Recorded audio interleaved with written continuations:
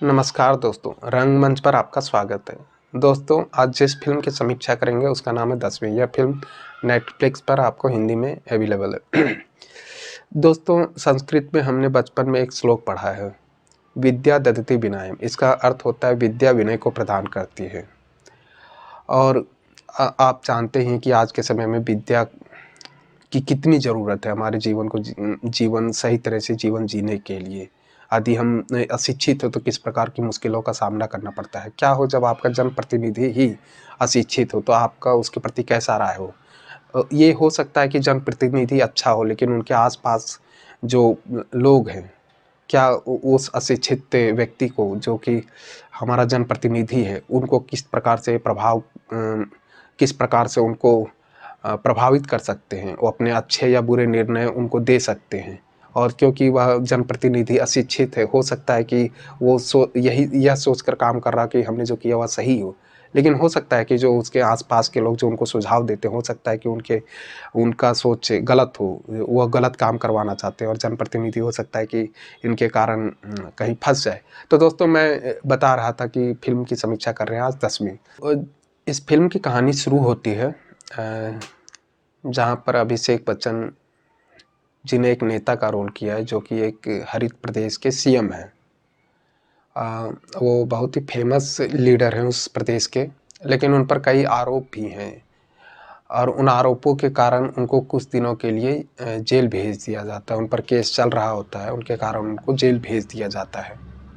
लेकिन जेल जाने से पहले वो अपनी पत्नी को सीएम बना के चले जाते हैं। जैसा कि हम जानते हैं कि हमारे देश में ऐसा होता है कहीं-कहीं कि जब कोई मुख्यमंत्री जब वह उनको जेल भेज दिया जाता है, तो अपने सगे-संबंधी को मुख्यमंत्री बना के चला जाता है ताकि वापस से वह लौट कर आए, तो फिर वह सीएम फिर से बन सके। वो अपने सगे-संबंधी को हटाकर फिर से वहाँ पर मुख्यमंत्री बन सके।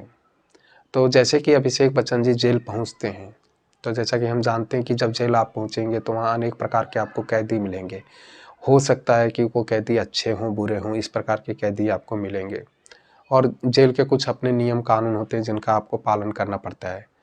तो दोस्तों, उन्हीं नियम कानून में से एक नियम ये भी है कि आपको जेल में रहना है तो वहाँ पर कुछ काम करना पड़ेगा।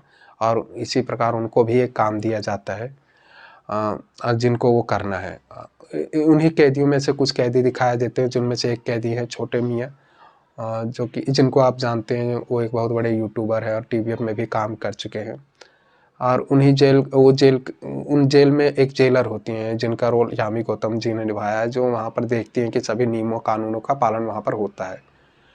तो जैसा कि मैंने बताया कि अभिषेक बच्चन जो कि एक नेता थे, अभी भी कैदी बनकर आए हैं, उनको भी काम दिया जाता है, लेकिन वो काम से जी चुराते हैं, बार-बार काम से जी चुराते हैं, जिनके कारण जेलर से उनको कई बार फटकार मिलती रहती है।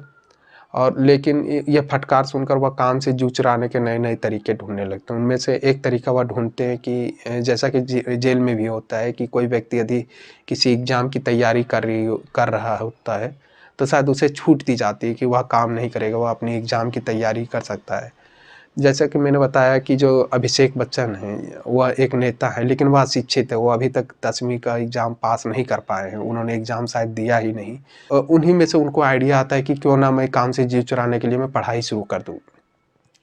दोस्तों, वह जब व्यक्ति पढ़ाई शुरू करता है, तो वहाँ भी वह काम से जी चुराता है, जिसके कारण फिर से जेलर से डाँट-फटकार मिलती रहती है।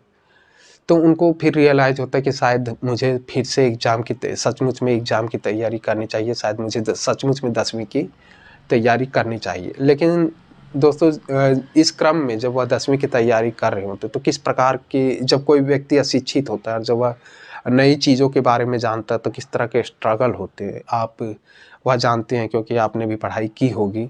न अनेक प्रकार के स्ट्रगल होते हैं, उनको पार करना होता है। एक ऐसा उम्र जहाँ पर कोई 50 साल का हो चुका है और उनको पढ़ाई करनी पड़ रही हो 10वीं पास करने के लिए, तो किस प्रकार के स्ट्रगल हो सकते हैं ये आप जानते हैं। एक और वो भी एक जेल में जहाँ पर उनको पढ़ना है और फिर वो एग्ज़ाम भी पास करना है।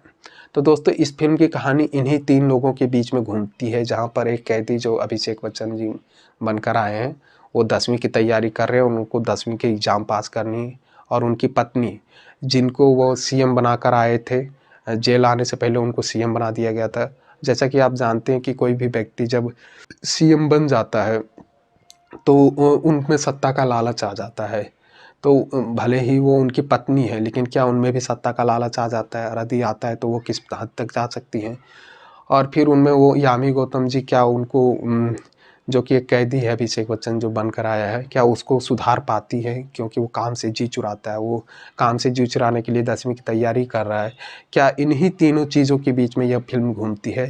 यह फ़िल्म में अभिषेक बच्चन जी ने हरियाणवी नेता का रोल किया है, जो कि एक बहुत ही अच्छे प्रकार से उनको निभाया। इसी प्रकार से नम्रता कौर, जो कि सत्ता मिलने के बाद व्यक्ति किस प्रकार समाज को किस प्रकार खुद को बदलता है, ये भी दिखाया गया है। इसी तरह से यामी गौतम जी, जो कि एक जेलर हैं, स्ट्रीट जेलर हैं, उनको भी दिखाया गया कि किस तरह से वो अपनी कर्तव्य को निर्वहन करती है। दोस्तों, ओवरऑल कहूँ तो यह मूवी बहुत ही अच्छी मूवी है। आप इसे देख सकते हैं, आपको पसंद आएगा, आपको एंगेज करके रखेगी। और इसी तरह की अच्छी नई मूवी देखने के लिए हमारे चैनल से जुड़े रहें। धन्यवाद।